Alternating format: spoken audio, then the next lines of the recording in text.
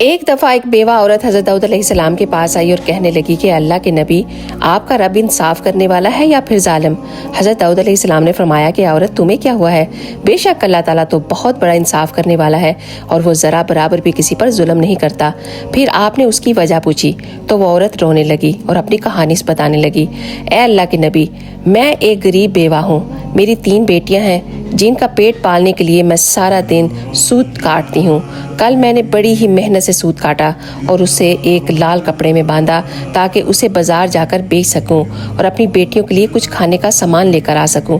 جیسے ہی میں گھر سے نکلی، ایک بڑا سا پرندہ آیا اور وہ میرا لال پوٹری لے کر اڑ گیا۔ وہ سمجھا شاید اس میں کوئی کھانے کا سامان ہوگا، لیکن میں اسے بے بسی سے دیکھتی رہ گئی۔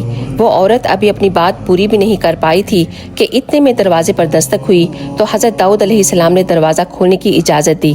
10 لوگ اندر آئے اور ان کے ہاتھوں میں 100 دینار تھے اور عرض کرنے لگے کہ اے اللہ کے نبی، یہ رقم آپ غریبوں میں تقسیم کر دیجئے۔ حضرت داؤد علیہ السلام نے پوچھا کہ آپ یہ مال میرے پاس کیوں لائے ہیں؟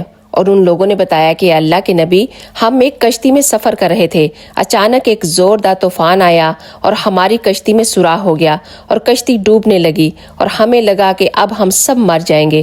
پھر ہم نے اللہ سے دعا مانگی کہ اگر وہ ہمیں اس طوفان سے بچا لے تو ہم میں سے ہر شخص 100 دینار صدقہ کرے گا۔ ان لوگوں نے مزید کہا، جب پانی تیزی سے بڑھ رہا تھا اور ہمارے پاس سوراخ بند کرنے کے لیے کچھ بھی نہیں تھا تو اللہ نے ہماری مدد کی۔ اچانک ایک بڑا سا پرندہ ہمارے اوپر سے گزرا اور اپنے پنجے میں پکڑی ہوئی لال پوٹری ہماری کشتی میں پھینک دی۔ ہم نے جلدی سے وہ پوٹری اٹھا لی، ان میں سے سوت تھا۔